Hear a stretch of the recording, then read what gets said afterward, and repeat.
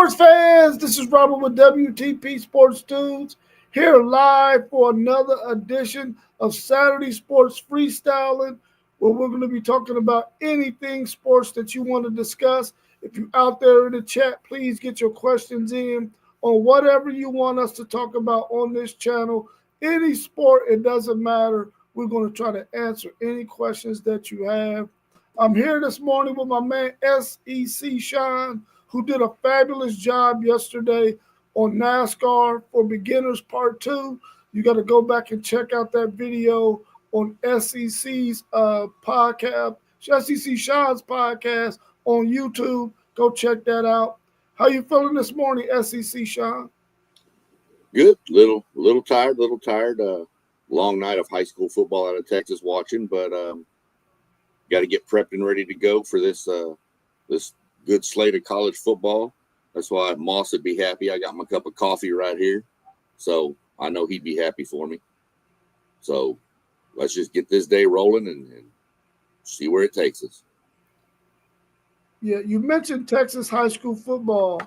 Can you explain to the audience how many different divisions there are, how it operates, and how many teams possibly get in out of each one of those divisions when they play in the playoffs? So Texas breaks it down into 6 different classifications. 1A is the smallest. That's actually 6-man football. And then, of course, you go 2A, 3A, 4A, 5A, all the way up to 6A, which is the big boys. And then it's broken down into 2 different divisions per class. So everything from 5A to 1A is pre-split before the season starts. They already know you're in Division 1, you're in Division 2. 6A does it as the playoffs start. And it's the 2 highest enrollments go to Division 1 and the 2 lowest enrollments go to Division 2. That's how they break down that. I wish they would do it all the same, but they don't for some reason. You get, I think it's in the first weekend of playoffs, which was last weekend, there's, I think, 356 games across the state. So 700, and it comes out to like 702 teams or 802 teams, something like that. It's an insane amount of teams that make the playoffs. And then they, of course, whittle it down by half all the way through the state championship games, which are always the Wednesday through Saturday before Christmas. It's a 4-day event at Cowboy Stadium there in Arlington. They do 3 games on Wednesday, 3 games on Thursday, 3 on Friday, and 3 on Saturday. And you can get a ticket for all of them. Used to be able to. I won't say that. You used to be able to get a ticket for a whole pass for I think it was $100. You get every game, and parking's included. Now I think they make you pay for, ever since COVID, I think they make you pay for every game. So, I mean, it comes out to if you pay for all 12, it's like if you pay $10 a ticket, it's $120. So you were saving $20 on the old way, apparently. But it's the most intense playoff bracket I've ever seen. What round are they in now? Because they started, 2 weeks ago, maybe? Last week. Last week, what they do is they pair up. So you have different districts, 1 through 32 or something. So obviously in the bi-district round, 1 plays 2, 2 plays 3, the districts. 1 plays 2. Now we're in this week. Today we'll end the area round, which is the second round of the playoffs. So next week will be the regional semifinals, then the regional finals, then the state semifinals, and then the championship. So it's a 16-game season to win state. You have to play 16 games to win state in Texas.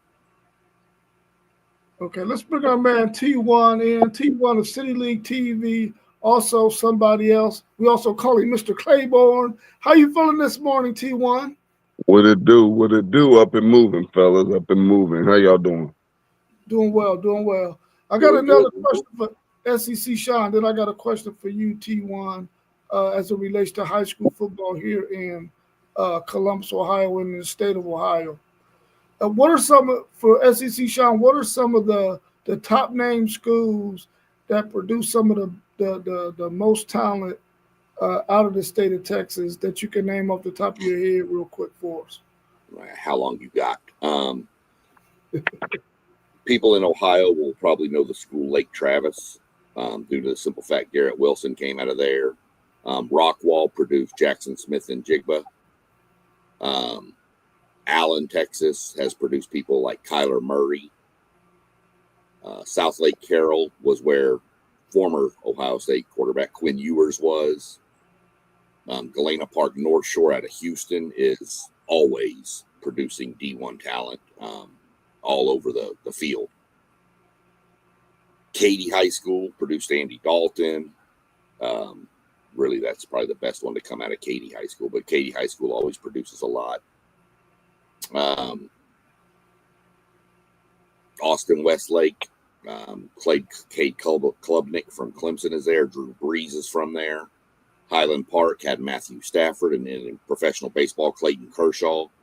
They were on the two pitchers on their state championship baseball team. There's just so many programs that produce talent, and they're building so many new schools too that the talent is now getting even more spread out. Back when I was in Texas living in high school, this is going to be a long time ago, where my wife went to school, it was one high school, Alvin ISD, home of Nolan Ryan. There's now 4 high schools in that school district. Cypress ISD was like 2 or 3 schools when I moved from down to Houston, and now they're 12. So, and these schools aren't 1,000 kids in them each. These schools are 2,500 plus, some 4,000, some 4,200. So these aren't small schools. These are huge, big schools. So those are your name ones. DeSoto, Duncanville. I mean, South Oak Cliff. Hey John, I was waiting on you to say DeSoto and Duncanville. Yeah, I know those 2 programs a little bit. Yeah, those are 2. Duncanville has got a lot more prominent here lately. They were down for a little while, but your South Lake Carrolls, your Allens, your Duncanville now, your Lake Travis, Westlake, Cibolo Steel, and Converse Judson out of San Antonio Market, Katy, North Shore, Spring Westfield, Humboldt, Atascocita, Summer Creek, Mild High School, Manville, Pearland. Andre Ware went to Dickinson High School. So, I mean, there's tons of schools down there that are good. But as far as, people up in the nation probably know of Katy High School the most. That's been the premier blue blood of Texas for years. Yeah. T1, how did you feel about the City League this year in the playoffs, and the fact that, now the playoffs adds a lot more City League teams? Back when we were in high school playing City League football, we didn't get many City League teams into the state playoffs. Now you get a lot of teams into the state playoffs. How do you feel about the City League and what they did this year, and what do you like the most about their format that they have now? Well, I mean, I like that they let City League teams into the playoffs, but I don't like the matching up of City League teams against almost any suburban team. I feel like it should be.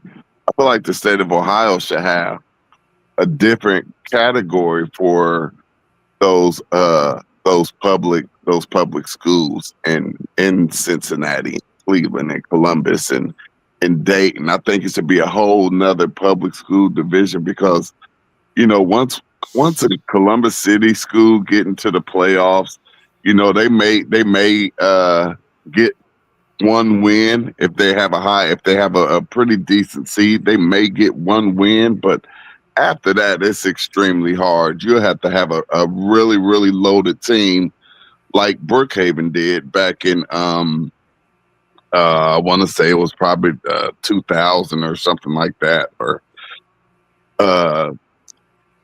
1998 or something. I don't know. But when Brookhaven, which is the only city league team to ever win a state championship, it's just absolutely uphill battle for a city league team to get any type of traction in the state playoffs.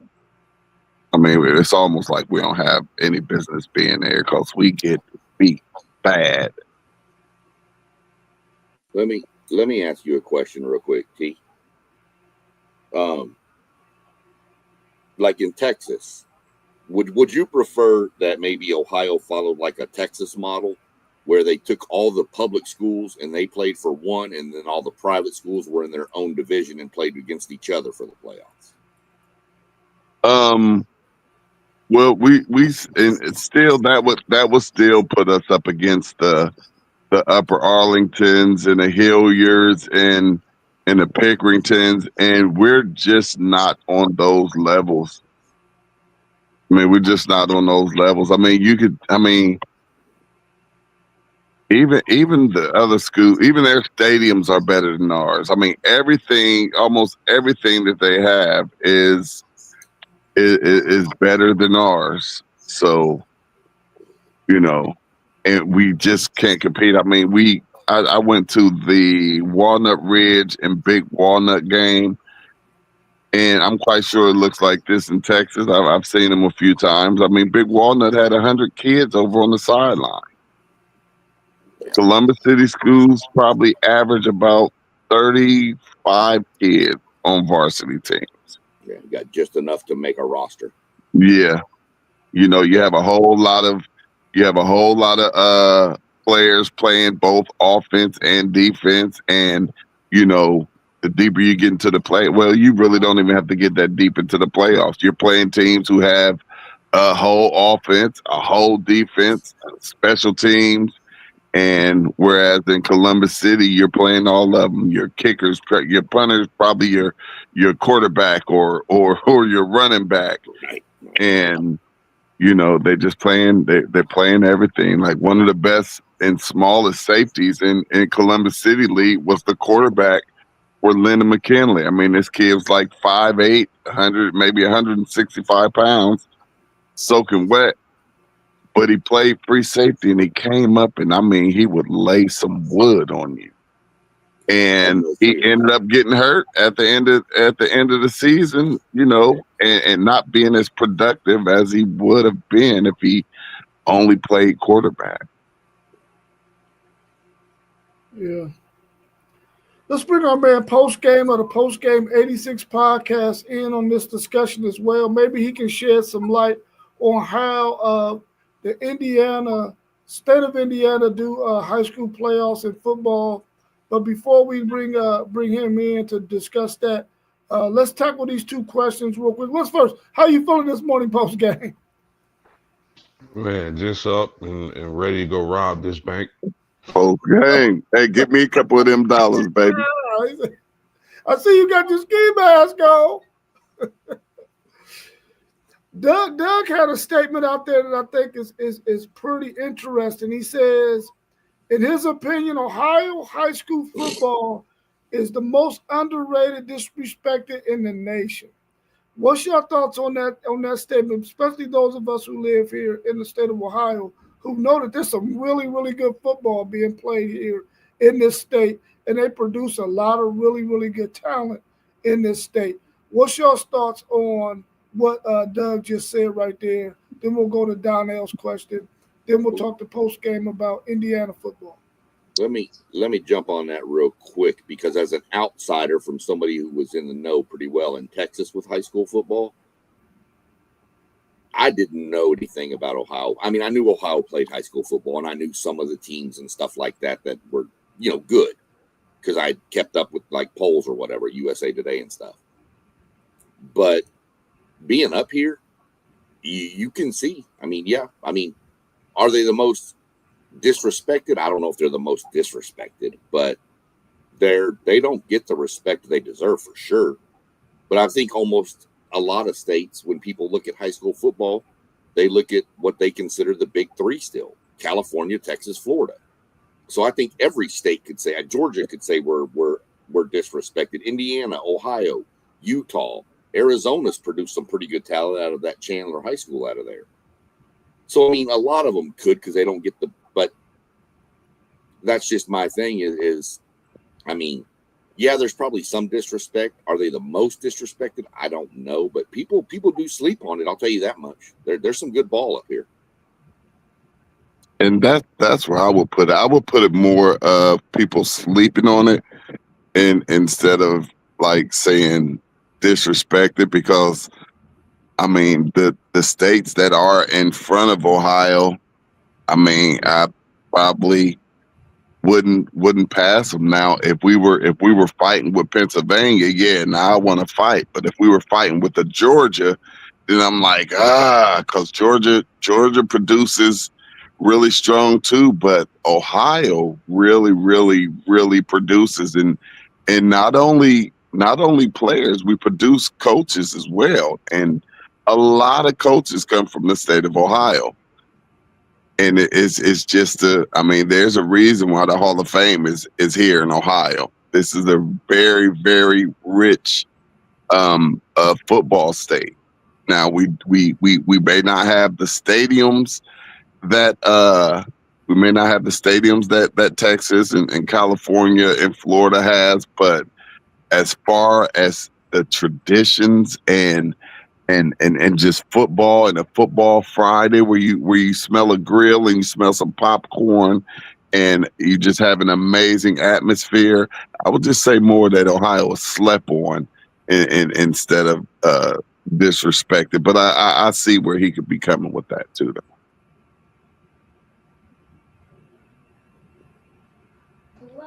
I have no clue.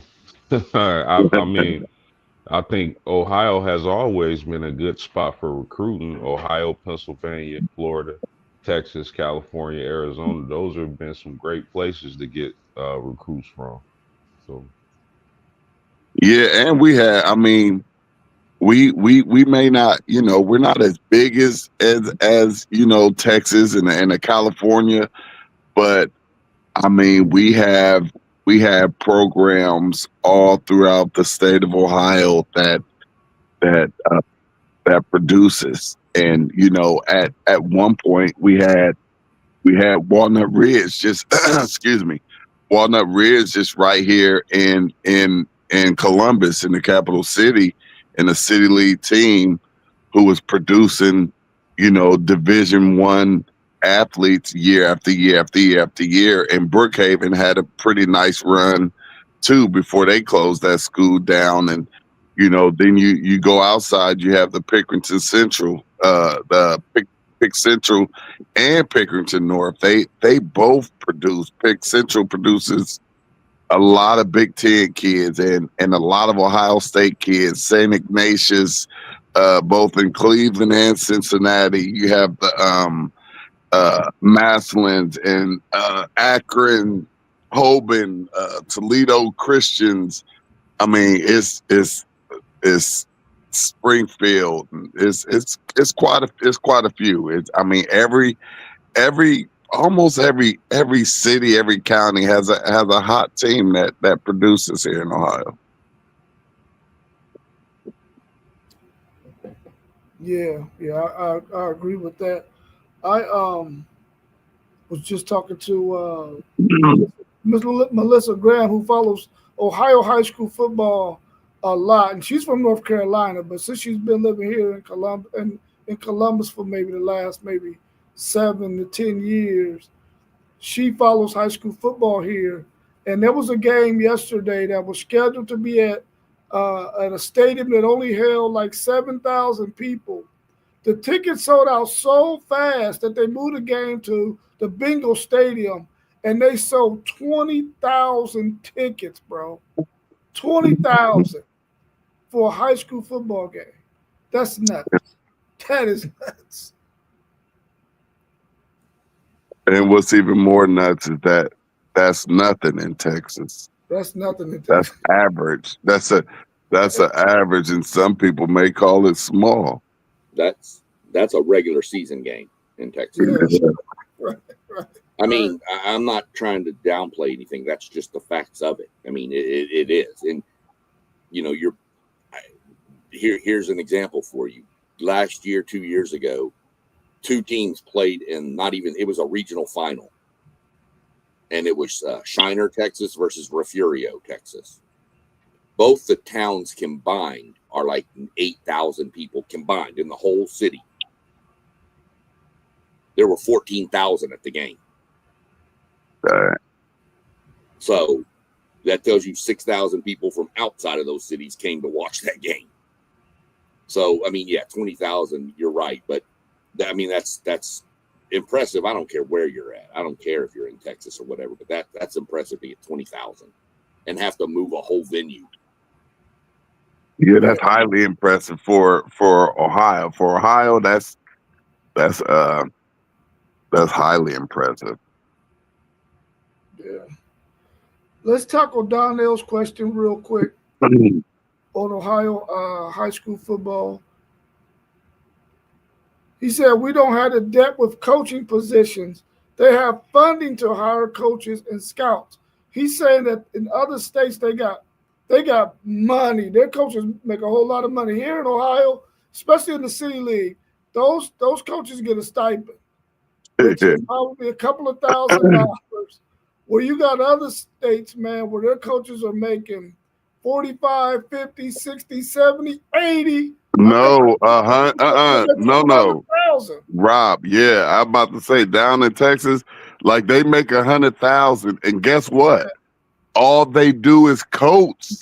They're not a teacher, you know what I mean, or you know, just a certified, a classified staff member. These coaches just coach and coach only, and get up to $100,000. Like they even have classes in school that's a football class, and they basically go practice. Yeah. I mean, yeah, you spot on, T1. Spot on. They don't do it, but I will say this. They do get that kind of money at the bigger levels, of course.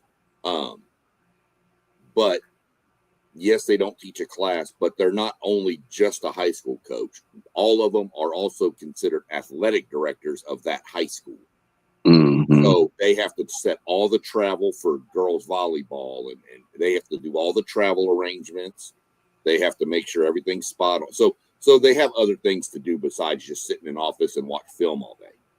But yeah, they don't go teach algebra or history. But yeah, easy. Katie High School, Gary Joseph, he makes, I promise you, that man makes 120, 130,000 a year. And then he gets bonuses for playoffs and wins in the playoffs and how far you go and stuff like that.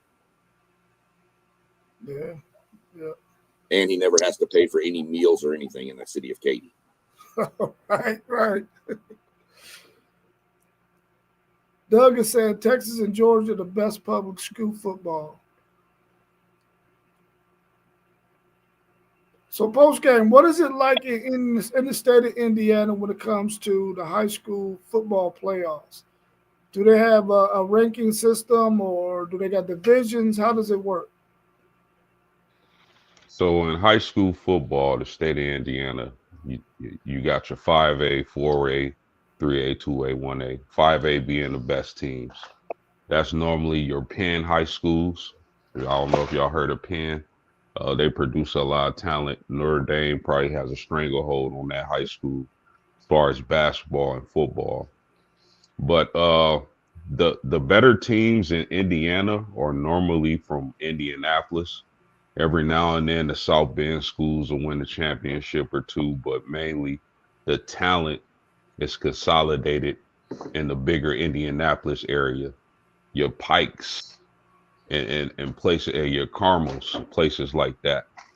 I haven't really been too keen on the high school scene lately. I know my alma mater has produced guys like Garrett Dieter, who played for Kansas City with Pat Mahomes, And guys like, of course, you can't forget Skylar Diggins on the basketball side. Uh, but I haven't really been on the high school scene too heavy. But that is the what I just explained. That's about all I know. Yeah, I remember. And I look at, and I'm quite sure everybody else does. Indiana, that's a basketball state. Yeah, yeah. I remember Austin Mack, who was wide receiver at Ohio State. He was from Fort Wayne, Indiana. And I remember having a conversation with him when he messed his foot up and he was out for that period of time.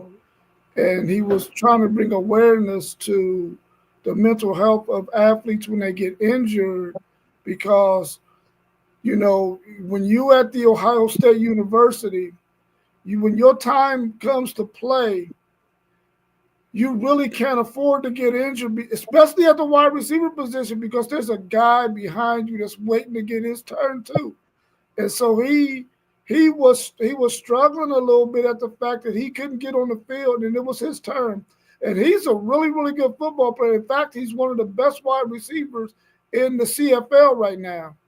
And he was just speaking to how his mental health took a hit because he wasn't able to get out there on the field to get his opportunity to play because he had gotten injured.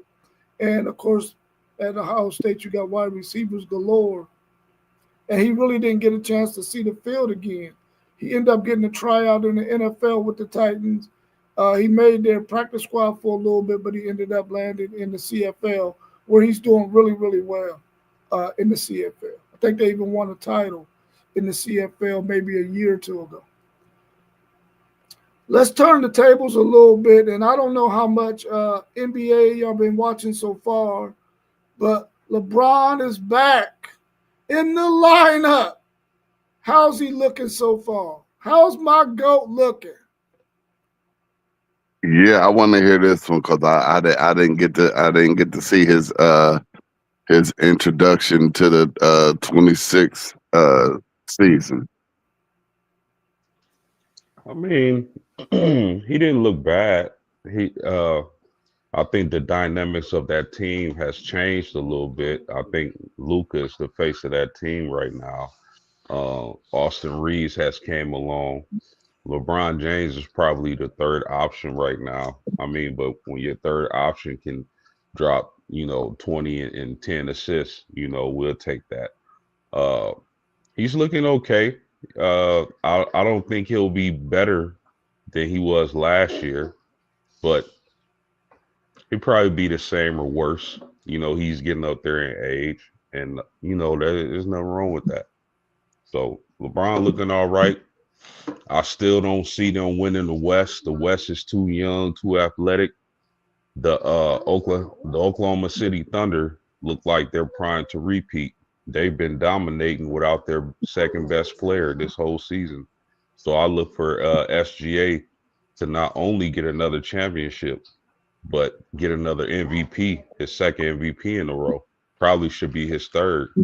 And he's going to be mentioned with a lot of great players. I agree with that right there. Do you know how many points Bron had last night or the other night whenever he played?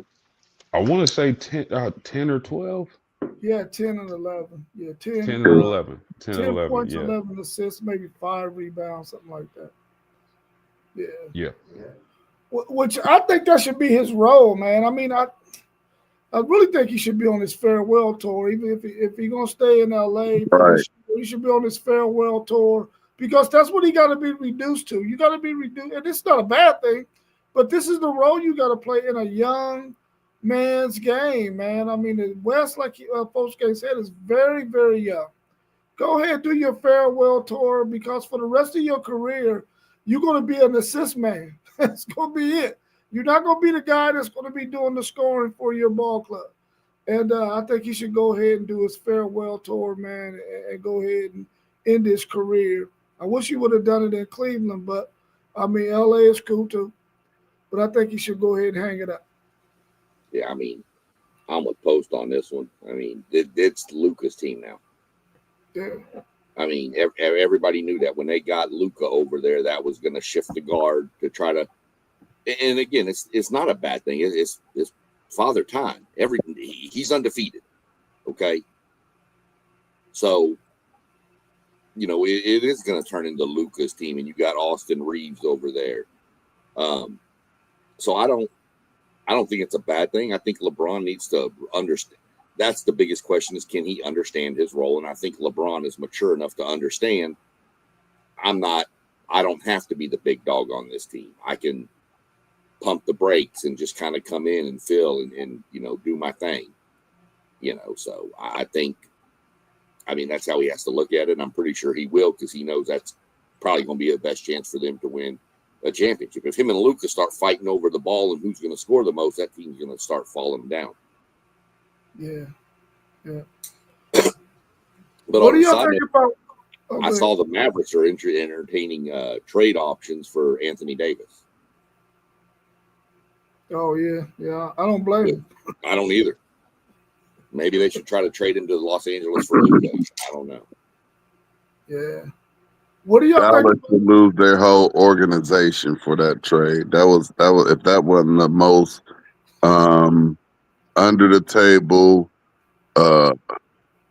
alley oop, that just made zero sense. Everybody know Anthony Davis is Glass Joe, and you trade him for the next, one of the leaders of the NBA. I mean, just absolutely mind blowing. I just feel like they played in our face with that. In no way, in no world, do you trade a Luka for Anthony Anthony Davis? In no world. That's just lets me just confirms how I feel about sports, and it's bogus. And they work together, and it's almost like that Saquon Barkley to Philadelphia last year. That right there was, like you give up nothing and send him right to someone who he can help go to a Super Bowl, and that's what they did. Yeah. That trade that Dallas did with LA reminded me of when Philly gave up Brad Doherty, the chance to draft Brad Doherty for Jeff Rulin. I'm like, crazy. We probably would have went back to back too. What do y'all think about Wemby being out for a few weeks? How would this affect the Spurs? Because he came in hot, man. How would that affect them Spurs and the chemistry and all that of that ball club? It's Well, this is. Go ahead, Go Pope. ahead. Oh, my bad. This is why I said, you got to pump the brakes on Wemby. I know everyone is excited. I was excited. We understand the type of talent, the unique blend of size, athleticism, the ability to handle the basketball. He's just an alien. He's a freak. Uh, but this is why I said you got to pump the brake on the young man, because we don't know how many games he's going to play year in and year out. And then do we get to a point where the injuries have taken so much of a toll on his body to where he's a shell of himself in the next few years? But the Spurs have a nice little young team. They got some nice guards. They've been okay without Wemby, man. They really, you got to take the hats off to the Spurs as an organization, because they really do a good job managing that team and building that roster. They got some talent on that team. And of course, they ain't gonna go too far without Wemby. They definitely need him to get healthy, because he's the best player on that team, one of the better players in the league. So they need him to get healthy, and the Spurs will be fine. But the question is can he remain healthy? And that's the only thing when it comes to Wemby. See, I think Wemby, and I said this numerous times, Wemby is a phenomenal basketball player, but he's Luka Doncic. He can do anything on the court he needs to, but he can't stay healthy.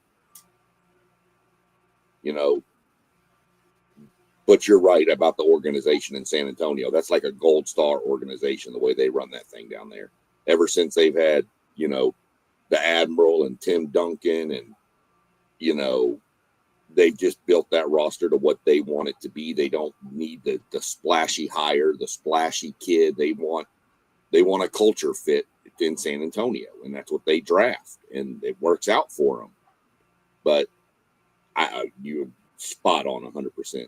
They'll be good without Wemby. They'll be okay, but they're not going to be a title threat or anything without him at all. Yeah, I think this is really not good for the NBA.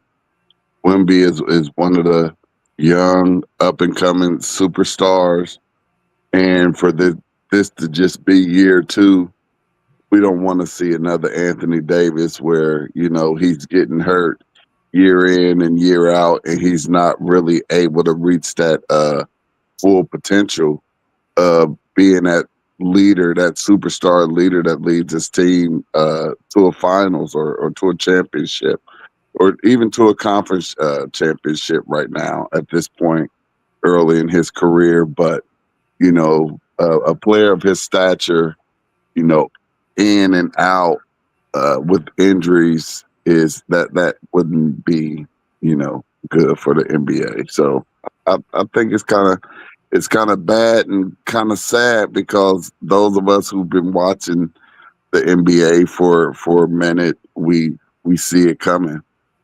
We see it coming with him just being injured year in and year out because his bones not being able to, handle all of that running up and down the court. Yeah, it's starting to remind me of Yao Ming, man, and how Yao Ming couldn't get his feet together. He kept on having all these feet injuries, having that kind of size, and then having that kind of weight on him. And Yao Ming was so talented, much like you see with Wemby. Of course, Wemby can do everything. He's guy has more skill sets than Yao Ming, but Yao Ming was tough back in the days when he was playing. And it sort of reminds me of that. And I hope that this young man can, whatever it is that he could do, maybe he needs to change his diet.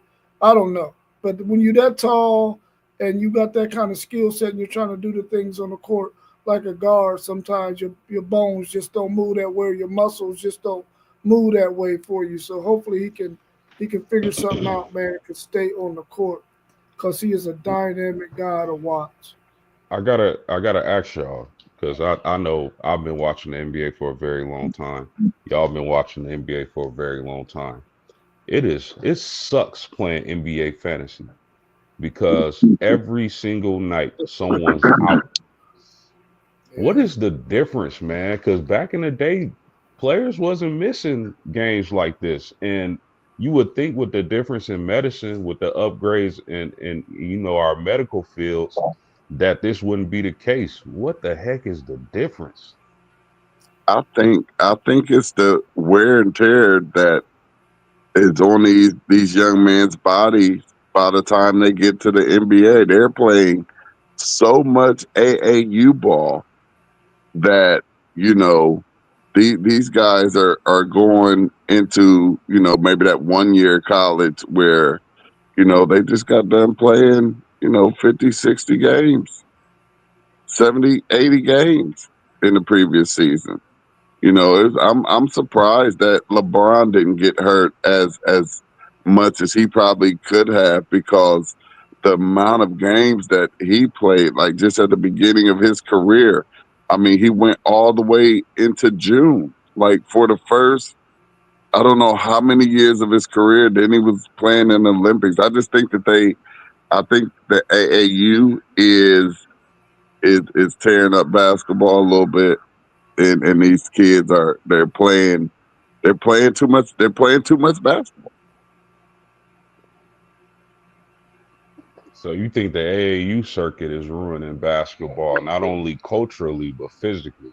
Yeah, I think that they're playing way too many games, and it's starting at an early age. Like you have fourth and fifth graders right now playing, you know, 30, 30, 40 AAU games a year.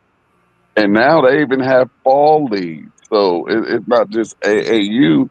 Like basketball is pretty much year round here in the state of Ohio, and it wasn't like that when we were in high school.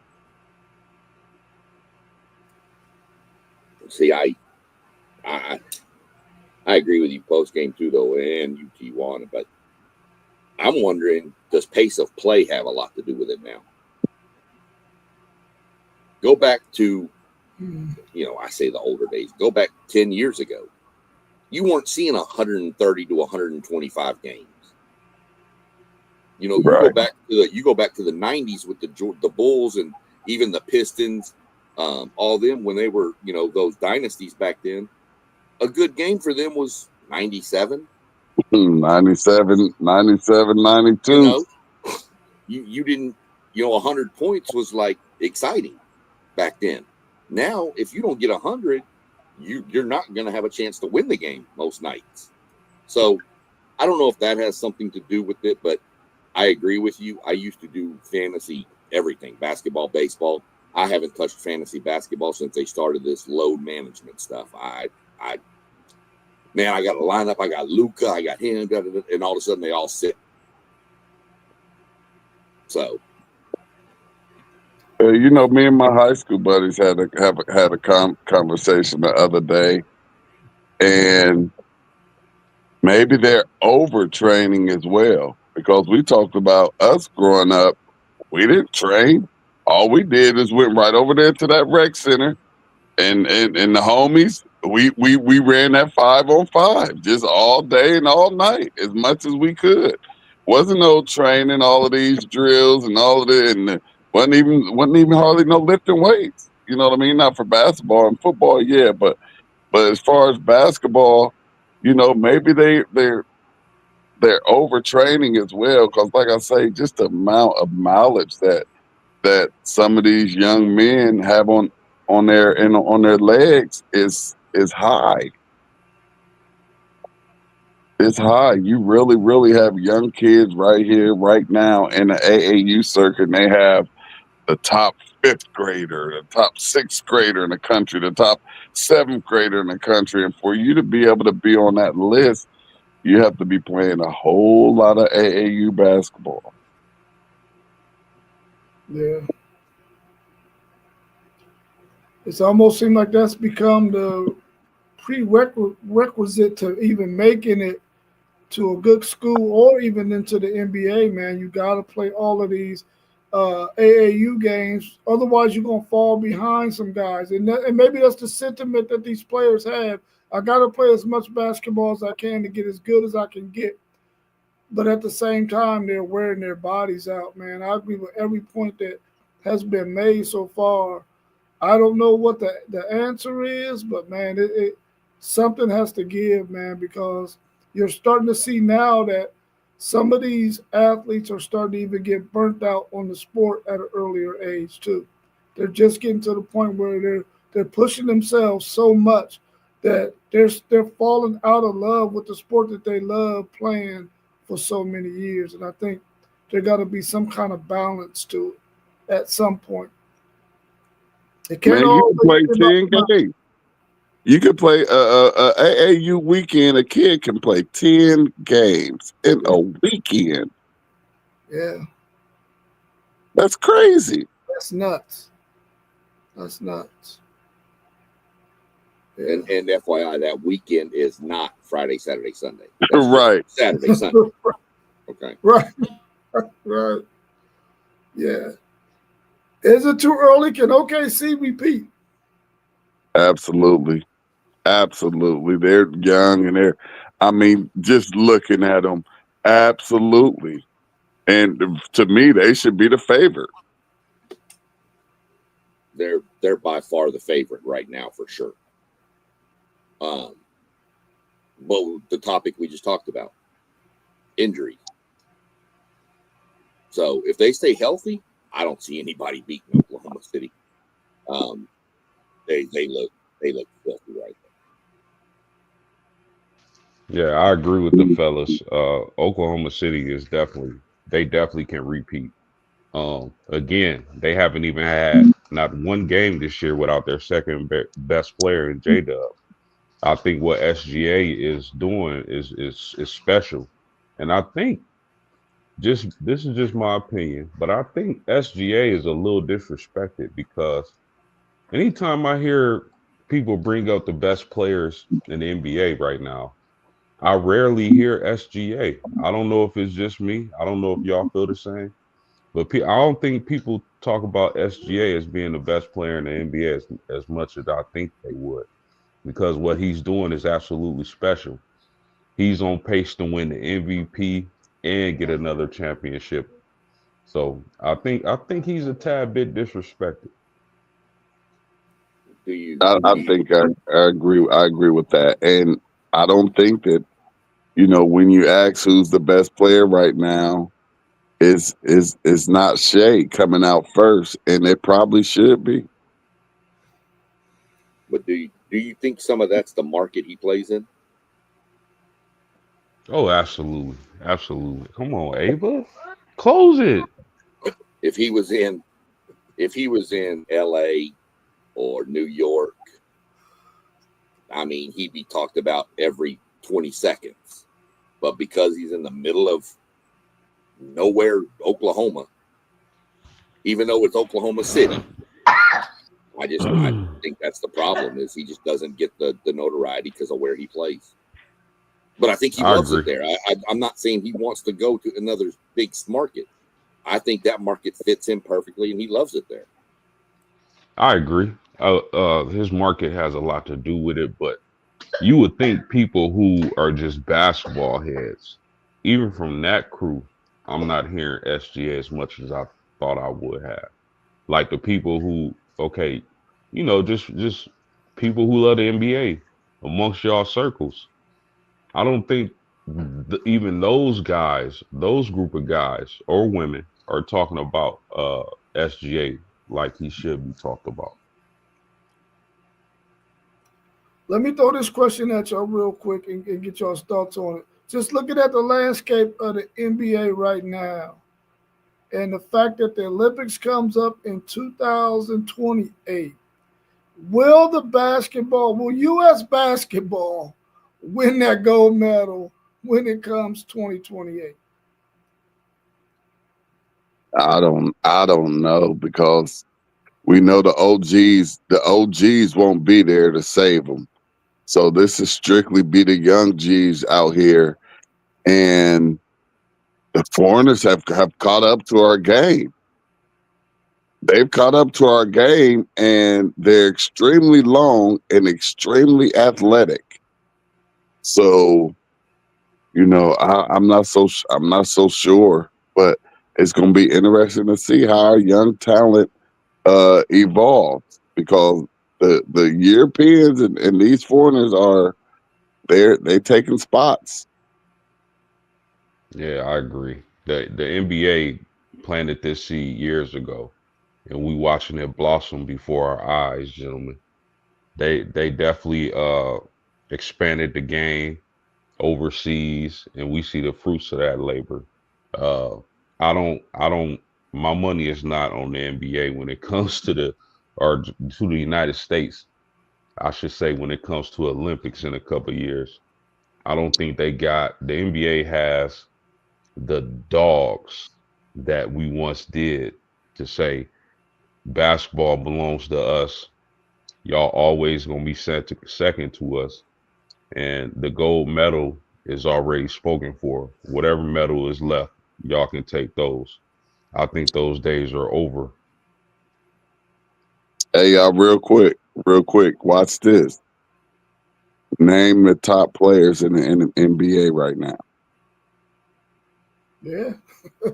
Foreigners, You stole my thunder. foreigners at the top with LeBron and KD and Steph and all them on their way out. All of our top players are foreigners.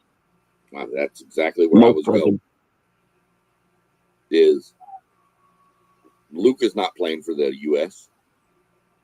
Luka's playing for Slovenia. Wimby's going to play for France. More than likely, I mean, Yeah, Shea gonna play for Canada. Giannis gonna play for France. for I Greece. mean, for Greece. Greece. There's Yeah, it is you exact the The Dream Team back in the day started this process. It made basketball global when they were going to Barcelona and all that with Jordan and Barkley, and it was such a sideshow that it made these young kids over there be like, man, I want to be like that. And now those young kids are Wimby and stuff like that. The days of, you right, Post, the days of the USA just going to the Olympics and leaning over and getting the gold medal on day one for basketball is over. Can they win it? Yeah, they can win it. But we just talked about injuries and load management. How many guys in the NBA are going to be like, nah, I need to be prepared for the NBA championship? Who's our center? Well, yeah. I mean, but that's what I want to know. Who's our center? Who's that U.S. center that's going to have to go against all these 7-footers, 7-2ers, and 7-3ers? Right, and there's that aspect of it. But I mean, again, how many are going to say, the NBA season is more important to me to win a championship? I'm going to have to decline the invitation for USA basketball. And all of the foreigners, they take that world basketball stuff very extremely serious. They rather win that just as much as they won an NBA trophy. 100%. Even back in the day after the Dream Team stuff, Michael Jordan came out and said how excited he was to play on the Dream Team to represent the United States. You don't see that anymore. But yeah, these kids from Luka from Slovenia, that means the world to that dude. If he can get Slovenia into the semifinals or the gold medal game, or hell, win the gold medal, man, he'd be more of a star than he is in his country. Yeah. Well, let's take a pivot and talk a little bit of NFL action. What team or teams are looking really good right now in the NFL as we go on the back stretch of the NFL season? Who's out there looking really good to you right now that you think can make a run, possibly can make it to the Super Bowl? New England. I don't know. New England was slept on, and I think they're just putting it and saying, nah, we're still here. We had a couple years, but nah, we're still New England. We know how to run a franchise. I'm not sure that I'm believing what I'm seeing in the NFL right now. And what I mean when I say that is I'm not ready to put my money on New England. I'm not ready to put my money on Indianapolis.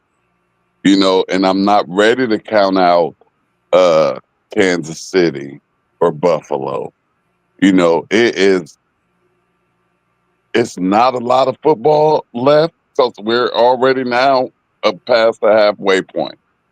But I don't know what I'm seeing right now. I don't know if we're getting some parity in the NFL, but as of right now, I don't know who I can trust right now. This team seems to be wide open. Wide open. Anybody can get it this year. I think anybody can win this thing this year. Good point. Except for the Titans. Or the Bengals, or the Browns, or the Jets. I would say there's some interesting teams out there. Baltimore and Cincinnati.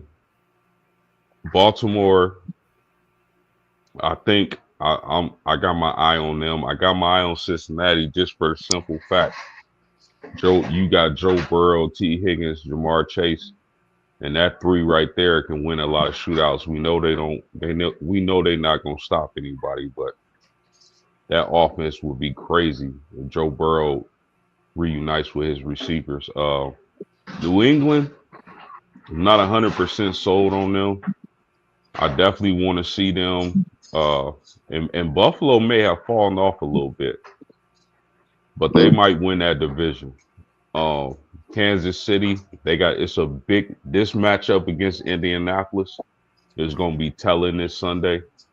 I believe it really is. We're going to really find out how good the Colts are. we're gonna find out if Kansas City is out of there or not. So that's gonna be a huge game. One team I think people are sleeping on just based on the moves they've made on defense is Dallas.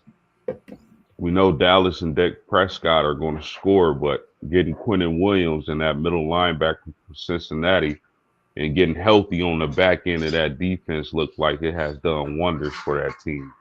So I'm with T1. I believe it's wide open, and we'll see how it shakes out. But it's a few teams that are very interesting. I'm actually also kind of curious if the defense keeps playing like it does. That Houston team's pretty scary.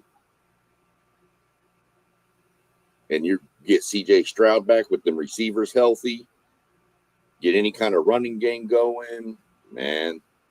Well, I told y'all Thursday. I believe I was the only one who picked Houston. No, like that defense. Is that me and Zay? Yeah. Okay, yeah, that defense. Zay saw what I saw. Yep. That defense is legit. I believe they sacked old boy like 8 times.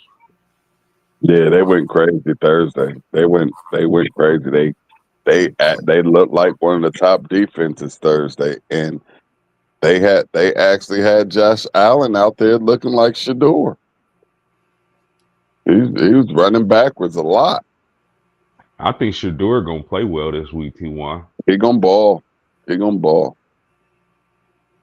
Yeah, that would be cool.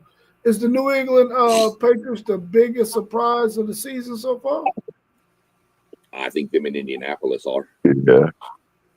Yeah, I agree. Down both of them. You have to put both of them in a conversation when you talk about the surprises, because I mean nobody saw either one of those teams doing what they're doing right now. That's what we expected, Buffalo and Kansas City to look like, but it's Indianapolis and New England.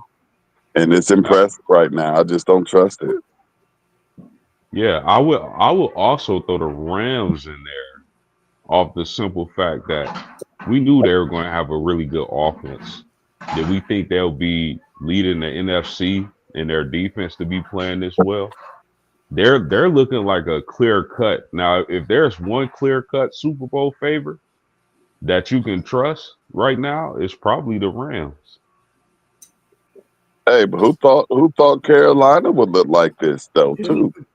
Yeah, Carolina. What about Carolina? Throw Carolina out there, because I don't think I had them looking the same way they looked last year, not winning a lot of games at all. Is Bryce Young the quarterback? Say that again. Is Bryce Young the quarterback in Carolina? Yeah. Oh, okay. I think he's been. But he had been hurt. Yeah, wasn't he out with a concussion or something? Yeah, he was out, and was it Andy Dalton in there balling for him? Yeah. The Red Raven? Yeah. Oh, yeah. Okay. Katy High School, baby. Katy High School. But to his credit, man, I think Bryce Young is coming off his career game last week. I think he threw for over 400 yards in that game.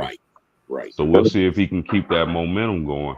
Because him and Tet McMillan, I always say McMillian, but McMillan, the rookie wide receiver, he's been balling also. We'll flip that question a little bit. Who's your biggest disappointment? Atlanta Falcons. That's a good one.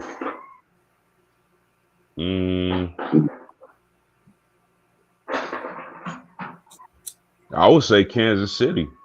That's where I was thinking the inconsistencies out of Kansas City just don't seem right. Yeah. I have one. Hey. I have one I could put out there, but I don't know if a whole lot of people were high on them. But I thought the Raiders would have been better this year than they're doing. I thought they would have been. But another impressive team that we left out, I do believe, the Denver Broncos. Yeah, they're playing really good. That's a surprise. That's one of those surprise teams that has jumped out this year as well to me. Yeah, Denver's a good one. Yep. I'm disappointed in Dallas too. I mean, because Dallas is usually a regular season team, Right. Yeah. and they haven't even been that. So can Dallas squeak enough wins to get into the playoffs and become a playoff team? I'm That'd be something to watch. not gonna lie, I'm disappointed in the way Houston played. Yeah, Houston was, I early, mean, you go out early. and get, yeah, you go out and get, early. I mean, they're playing better now, but I mean, you go out and get Christian Kirk to help with that. You've got receivers everywhere. I know Stroud's been injured, but even when Stroud was playing, they were still not. They looked so out of sync. Yeah, he started off really But bad. now that defense is coming on. Okay, now we got D'Amico Ryans was going to get that defense rolling, but you got the defense playing good. So now when he comes back, I don't want to say this about any player, but all he's got to do is be above average. And if that defense plays like that, they're going to wind up on a run. I think not having Joe Mixon healthy this year really hurt that team because what Ryans wants to do on offense is run the ball first, and that sets up everything else. But they've been solid with Woody Marks and Nick Chubb. Nick Chubb obviously isn't what he used to be, but that combination of Woody Marks and Nick Chubb has been solid. But I think the thing that made them get off to a slow start was the injury to Joe Mixon. Yeah, I think that was a really good point about Kansas City and Dallas. You got two teams that knew they had some Achilles heels the season before, and they didn't really address those Achilles heels, man. And it's like you can't be a top-notch organization in the NFL and you don't go out and address those issues, man. And for another year, Dallas did not address their issue, and Kansas City didn't address that running attack, man, the way they needed to. You can't think that Patrick Mahomes is going to be able to keep working the magic that he worked 3, 4 years ago. They're going to have to start addressing those issues because he's getting older and he ain't going to be able to do those same things as teams catch up defensively on whatever the coach is scheming up for them. So, Andy Reid, I think they need to go ahead and address some of them issues, man, if they want to make another Super Bowl run.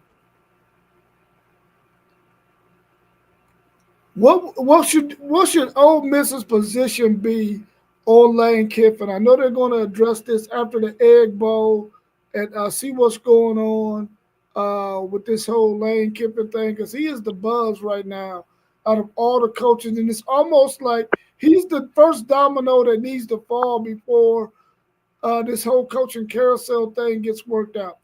What should Ole Miss's position be on Lane Kiffin? Throwing him the bag, whatever he wants to make sure that they can keep him there and not send him to another SEC team and watch them have the success that he's having right now at their university. I agree. I think they got to do what it takes to keep him in Mississippi. Uh, I just don't know what's going to happen though. I don't know. Maybe them announcing that there's going to be an announcement is the sign that he's leaving. I don't know. I would want to know what y'all thought about that. But if I'm Mississippi, man, I'm doing everything it takes to keep him there because I think they can build on the success they got this year and really turn that to a juggernaut in the SEC possibly.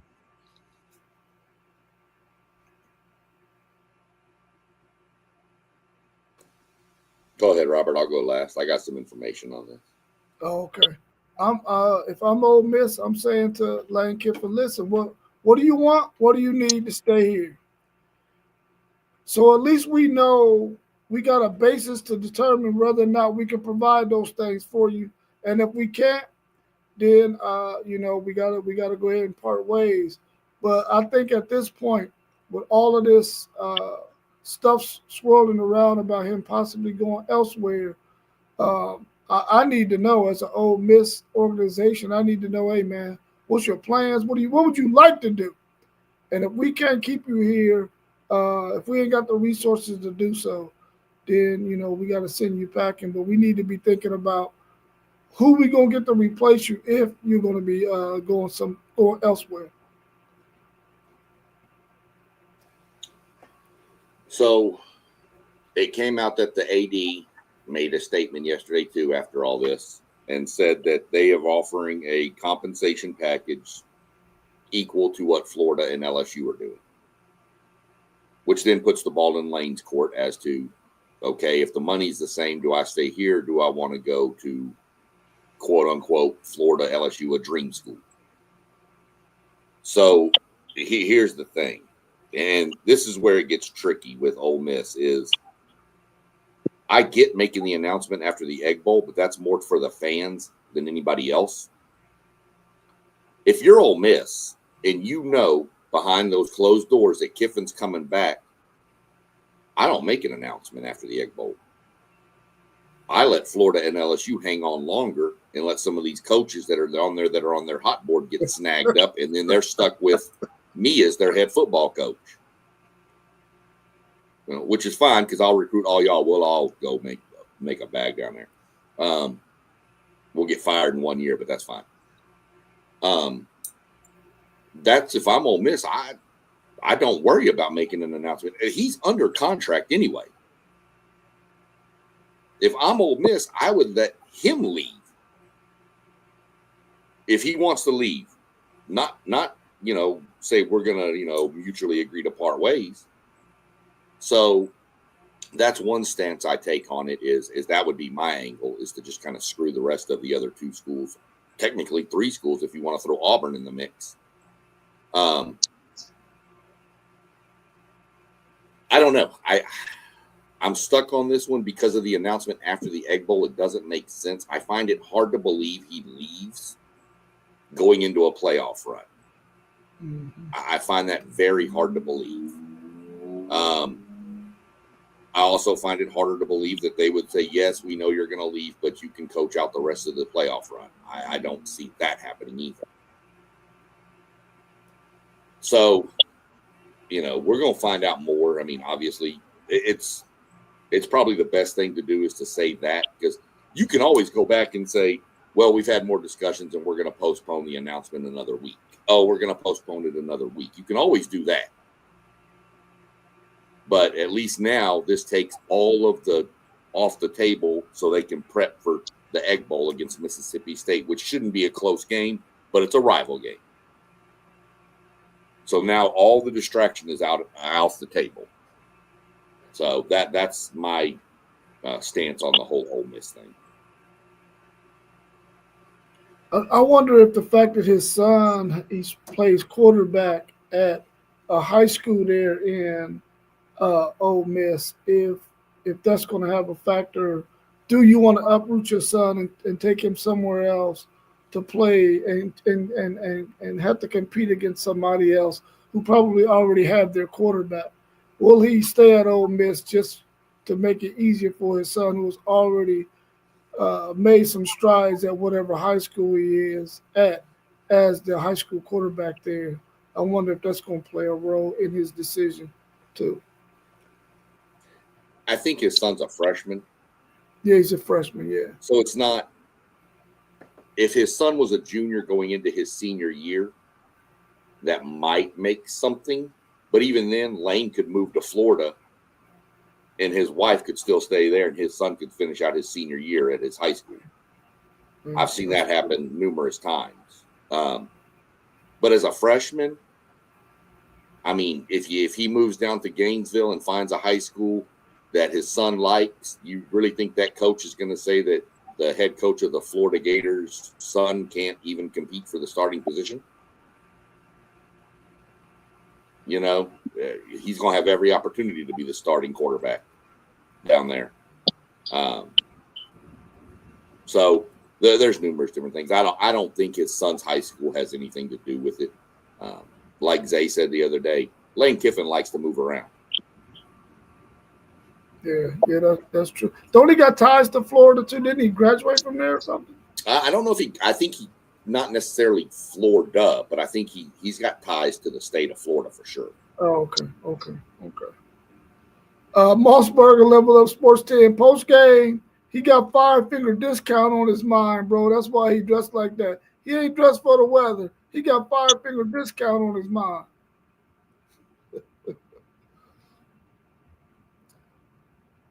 Do y'all think that the media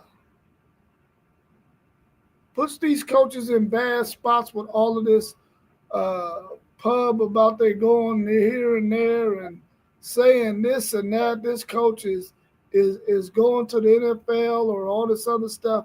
While these guys are still coaching these college players, they're still out there recruiting. Does the media put these coaches in bad spots? I don't think so. I think they actually help them. I think they actually help their market value, and all the coaches have to do is just sit back and watch the schools, the universities, the teams, fight over them. Like Lane Kiffin right now, he winning. He winning. He has not just one or two options. He got three options, and could have a fourth. I'm quite sure if he want it, but he's just sitting back and loving life. And look at Franklin. He chose to go to Virginia Tech and say bump the money that Penn State owes me. I still can go make my money. I still can coach my football and still, just live the life I've been living. So I think they're actually helping the coaches. I mean, I'm kind of indifferent on this because, I mean, it doesn't take a rocket scientist to know a coach is on the hot seat. Ray Charles could see James Franklin was in trouble. Ray Charles could see that these other schools with vacancies were going to come calling for Lane Kiffin. So, I mean, I'm indifferent on it. So you got good points, T1. You got really good points on that, where it does help them marketability. Do the media put them in bad spots? I don't think so. I mean, if the media puts a lot of people in bad spots, but let's just call it what it is. Hey, are you going to be the coach next year at Ole Miss? Yes. I have no desire to leave. I'm not leaving. I'm staying here. So the media is made to ask the questions.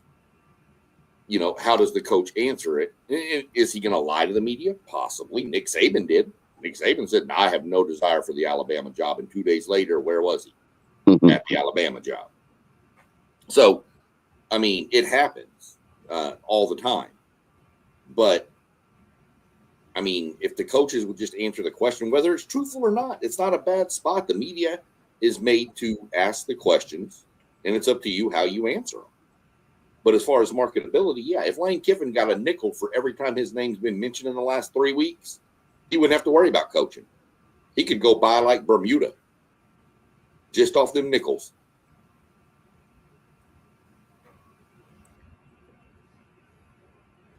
Yeah, I think sometimes it might put those coaches in a bad spot in their locker room, man, in terms of players who wanted to come and play under them or at that university under them, and and recruits like, I wanted to come and play for this guy, even though because I think nowadays you do got players who want to play for a specific university, but then you got players who want to play for a specific coach who they want to be developed under, because they've seen what that coach was able to do in terms of sending guys to the NFL. And I think sometimes that might put them in a bad position in their locker room, having to dispel the rumor that they're thinking about going elsewhere.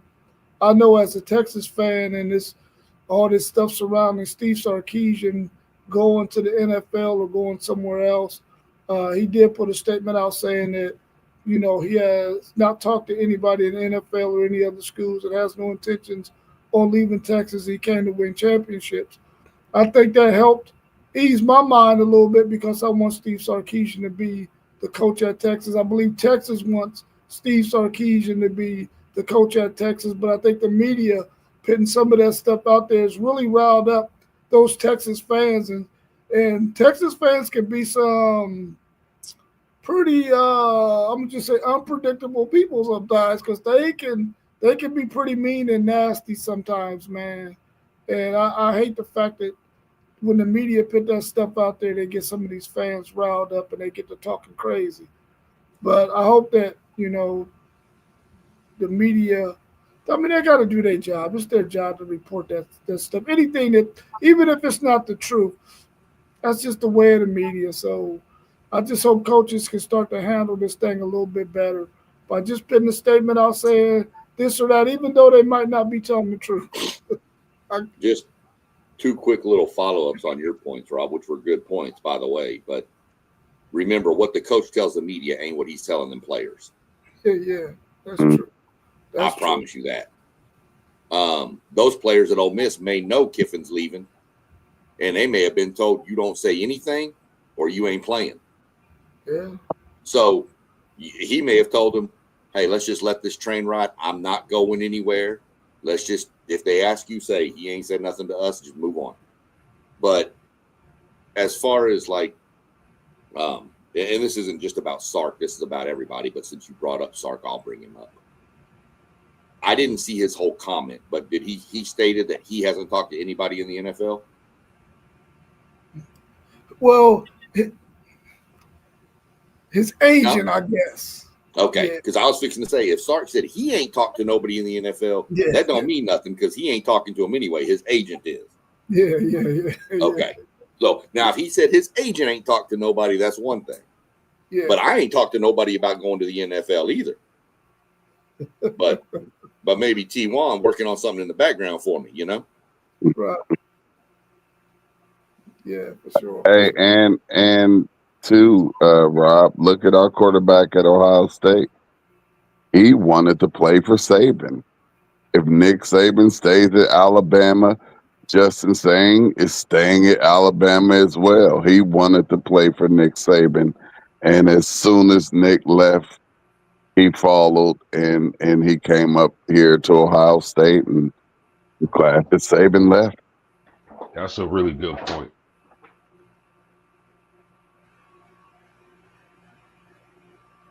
Yeah, 20 years ago, you went to a school because of the school.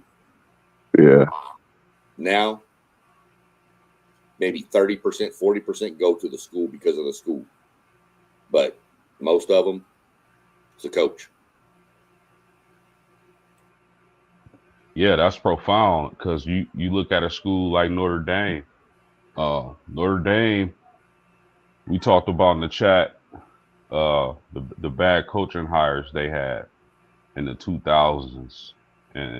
Well, I ain't going to say Brian Kelly was a bad coach, but he wasn't a coach that was the best fit for Notre Dame. But you look at a guy like Marcus Freeman. I've never seen Notre Dame in my lifetime get the kind of recruits we're getting, and it's all because of Marcus Freeman. Now, Notre Dame brings a lot of value with their diplomas, but we weren't getting the type of players we have now until Marcus Freeman stepped on the scene. I mean, go ahead, Pete. Go ahead. I'm gonna say this too. Brian Hartline is a year or two away from being out of Ohio State, and we're not going to have a drop off from as we see that players also follow coaches. Hartline is going to get. I believe that Hartline wants to be a head coach, and I don't know how successful he'll be at that head coaching position, because I don't know how successful I want to say that he is as an offensive coordinator right now. But he's going to leave, and what you would think would be a hole left in our program, it won't be, because just as you see, we seem to make the right hires at these positions. Like Patricia came in, we thought we'd lost a really, really good defensive coordinator, and here we go, we're plugging And I could see the same thing happening in that wide receiver room if Hartline decides to go on and take up one of these head coaching jobs somewhere. But we're a program. We're a little different, and I wouldn't see all of our receivers following Hartline. 100%. I mean, Hartline's name's starting to get floated more and more and more for the Arkansas job. But what I was going to pop in and say was, y'all exactly right. Post, you are point on with Freeman. That's exactly where I was going. The best coach in Texas that fits the culture for Texas, the university, or Texas University, was Mac Brown. Mac Brown knew how to hold the donors' hands, kiss the babies, all that political stuff. Tom Herman didn't. Charlie Strong didn't.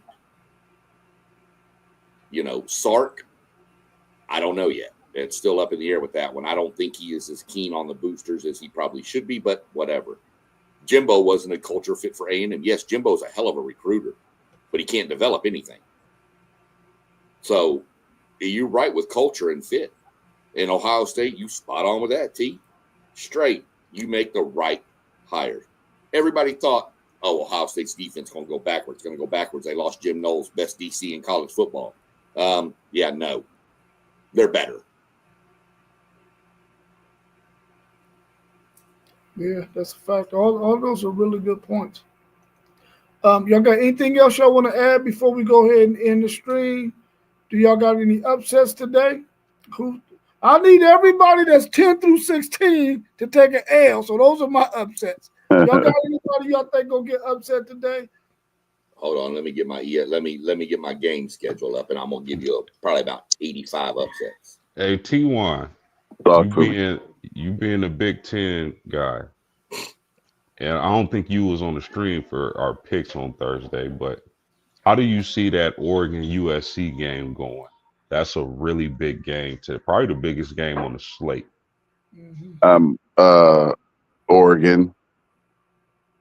Oregon, and I wish that USC could find a way to pull that game out, but I don't think that they're at that level yet, and that's going to most likely knock them out of the playoff race, which is really unfair. That the Big Ten isn't getting that same type of love for the fights that's going on within our conference, and Oregon could pretty much knock USC up out of here. And I've even heard some crazy talk too, where they said if Oregon was to lose, and this would only be their second loss, with them even talking about Oregon possibly not making the playoff, which is just ridiculous to me, to say the two loss Big Ten team could potentially be out of the playoffs. That's just crazy to me. But I think that Oregon is going to win its game rather easily, and I say easy, I'm saying maybe 6 points, 8 points or something, possibly 10. Should be a good game though. I would love for USC to actually pull it out, but I think Oregon's going to do it. Upsets. You got Kleenex, Rob? Uh-oh. No, I don't need no Kleenex. I did my crying already. Right. Arkansas's beating Texas today. No, they're not winning. They're not winning. Arkansas's beating Texas today. It's not telling you. Pitt's beating Georgia Tech. I don't even remember who I picked on Thursday anymore, but I've done a lot more research. Georgia Tech has like 115th pass defense. Yeah. That's not good. Florida beats Tennessee. That would be an upset, wouldn't it? Yes and no. I mean, Tennessee hasn't won at Florida since 2003. And I think I picked BYU in this game, but I'm wavering on it. I think I'm leaning Cincinnati to upset BYU, which would help Rob out. I think I went with BYU just so that they would stay ahead of Texas, because anybody that stays ahead of Texas is a friend of mine. Sure. And I was wrong. The line in our game is we are favored by 54.5 now, and the over-under is 59.5. Who the world are y'all playing? Oh, this that week when them SEC teams would be playing Otterbein and Franklin and Capital. We're playing Samford, which I'm going to tell y'all something. Samford getting a little salty with A&M. I told y'all the other day their most famous alumni was Jimbo Fisher. Jimbo Fisher's son is the kicker at Samford. They made him a captain.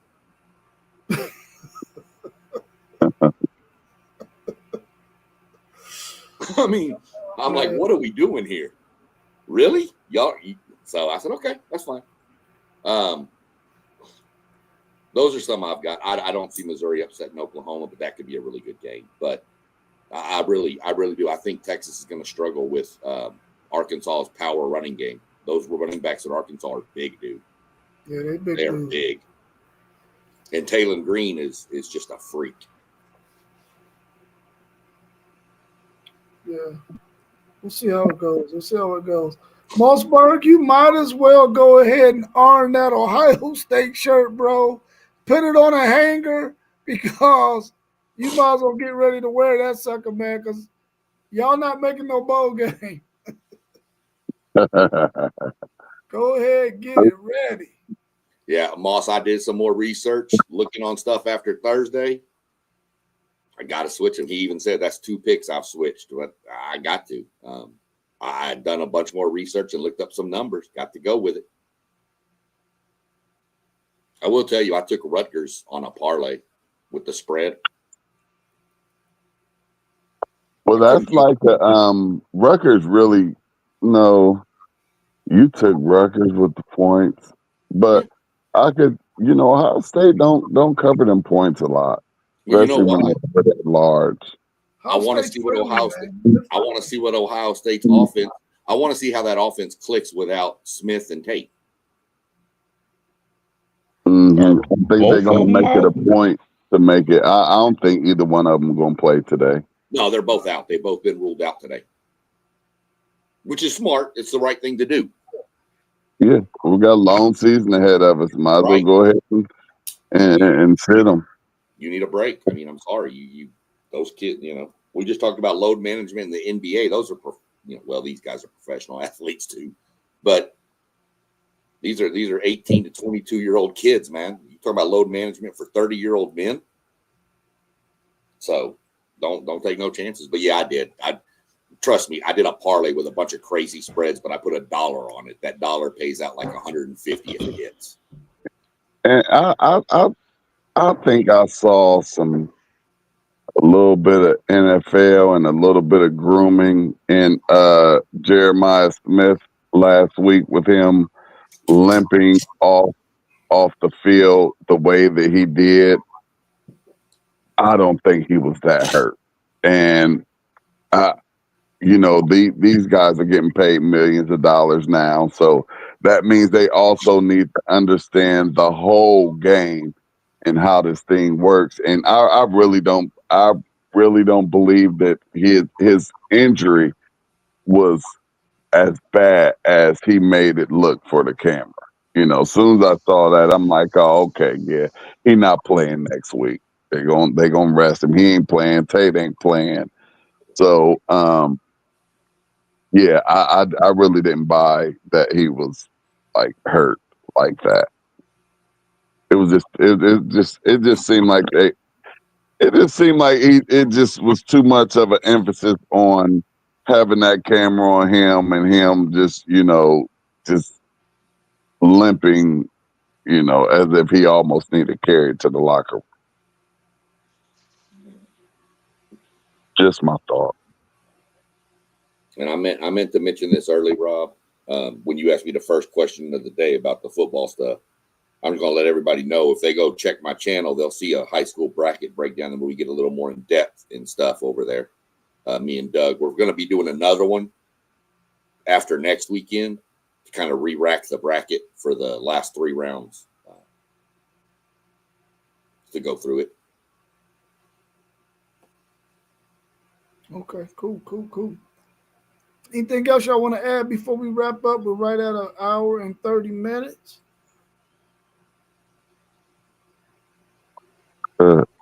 Woo pig suey. Woo pig suey. Woo pig suey. See, I got my Arkansas boy down here with me now, so now I got some backup. You already know who I'm rolling with in that one. I got you, brother. I'm with you. I don't eat pork, but they're going to get cooked. Well, I eat beef and y'all going to get cooked. How's that? It is. We got a nice day with y'all next week after everybody eat all that turkey and stuff. Then, A&M going to get took out. And that's going to propel us into the college football playoff as the first 3-loss team to ever make the 12-team playoff. We write history.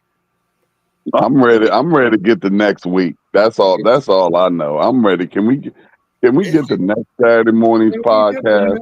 It's going to be hard. It's going to be hard to be the first 3-loss team in the playoff, considering you're going to have 4 losses. Yeah. I mean, y'all can't get in with 4, Sean. Rob. Hey, I'm looking forward to T1 and Parlay Pole, FanDuel, Zed going at it. Oh yeah, leading up to that big game, man. They finna go at it, man. Listen, we're off all week. We're off all week. Yeah. So you already know what it's going to be. Know what it's going to be. I got to work Monday, Tuesday, but I'm leaving Wednesday about 2 a.m. to drive down to Arkansas with my mom for Thanksgiving. So, what part of Arkansas are you going to, Sean? About an hour outside of Fayetteville, just south of Branson, Missouri. What's it called? Harrison, Arkansas. Harrison, okay. Yeah. So I'll be out Wednesday. I'll be driving.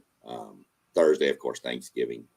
But I'm almost positive if anybody out there, you see them channels at the bottom, subscribe to them because there's going to be some stuff going down next week across all these channels. I think the only one who ain't got a rival in the whole mix is Postgame. Yeah, well, and Moss with his Florida State Notre Dame love. Not sure where he's at right now. Postgame got a rival. That dude sitting next to him. That's a rival. Independent versus the conference guy. Right. Well, that's that rival, but Postgame just get to sit back and watch all the fireworks next week between all of us, especially you. Get to enjoy it, live a good life.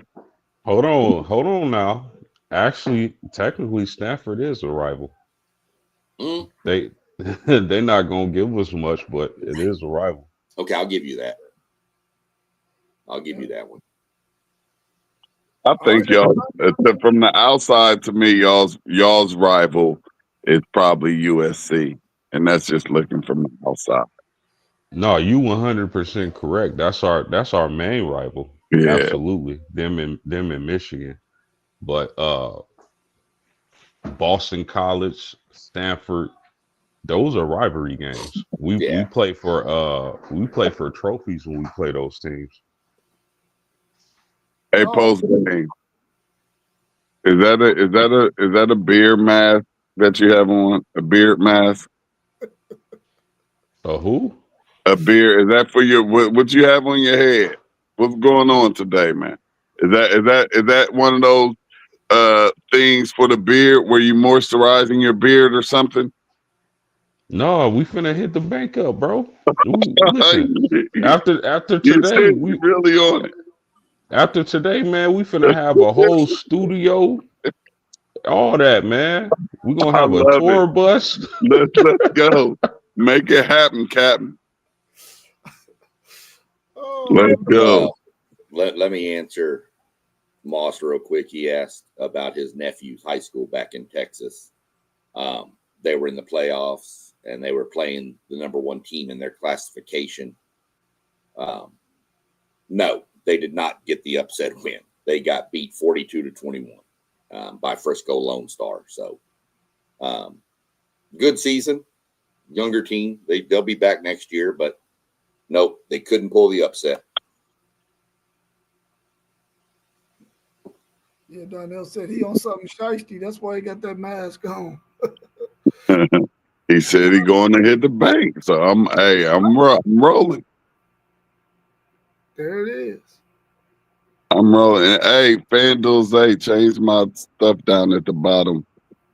We on City League TV. We on YouTube. We on Facebook too, but we trying to move more towards that YouTube page. Do you want him to take out the Facebook altogether, or pick Facebook and YouTube? You can take out the Facebook altogether. We all down there at the bottom. We straight YouTube on here. Okay, cool. I'll get that done for us then. Cool. All right, y'all. Real quick, what picks Donnell talking about? Donnell, what picks you talking about? What's your picks? We said, what's your picks post game?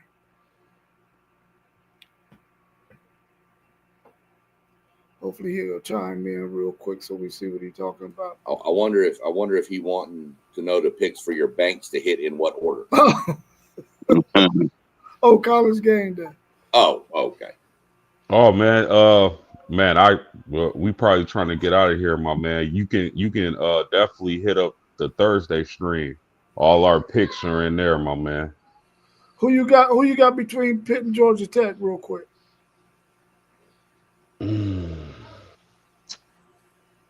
Man, I'm gonna take Pittsburgh.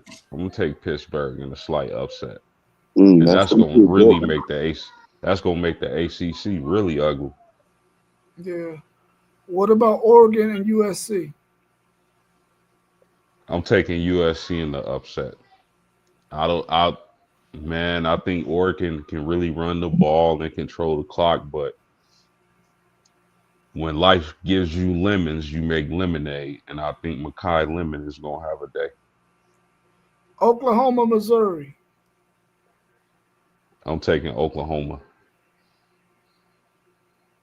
Okay. Well, that's a couple for you down there. I don't know if you had any more that you wanted to throw out there, but this week's games are not that great on the slate. I think the biggest one is that Oregon USC. There's a couple of other ones that are decent.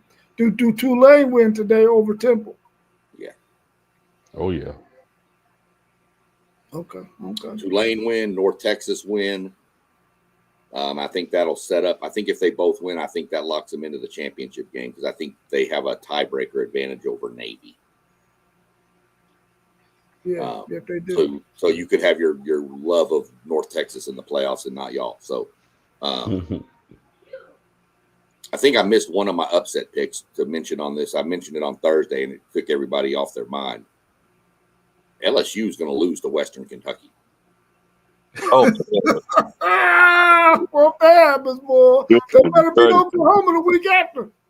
Yeah, if that happened, they need to take the SEC down a couple more notches. LSU's garbage. I mean, Nussmeier's not playing, so they're playing Van Buren, who's not a bad quarterback. Western Kentucky be that score. Bad, John. Western Kentucky can score, dude, and Western Kentucky can play some ball. You know, that's my crazy upset of the weekend. I like that. I would love that. There's another one I took the points on with my parlay. So I just LSU's in shambles right now, man, and that's a good Western Kentucky team. They're in shambles, but I need them to beat Oklahoma next week. App State upset Michigan. Let's not forget. I know App State upset A&M a couple years ago too. Yeah. So, yeah. I knew you weren't on the stream for that T1, so I wanted to throw that. Make sure you heard my upset pick. You know, I like that. I didn't put my name. My head ain't on the guillotine for it, but look, have some fun with it, right? Right. For sure, for sure. All right, everybody out there tuning in, make sure that you subscribe to those channels you see scrolling across the bottom. We got WTP for Life, which is WTP Sports Dudes. Our man Mossberg of Level Up Sports Team. Our man Parlay Poe of the Blitzburg Podcast. Our man Post Game of the Post Game 86 Podcast. Also, our man City League TV on YouTube. FanDuel Zaya of the FanDuel Zaya Podcast, and our man SEC Sean of the SEC Sean Podcast. I'm telling you right now, go back and check out that NASCAR for Beginners Parts 1 and 2. You will be amazed at how much information he dropped about NASCAR racing. Peace and go Bucks by our man Don B. I'll see y'all soon. Enjoy the rest of y'all's day, and we'll catch you on the run. We'll see y'all tomorrow morning at 9 I know the a.m. drill. We was in the building. Now we out. Peace. Love y'all, fellas. Peace. All Love you right, too, brother. brother. Y'all be good. Woo So- pig. All right. There we go.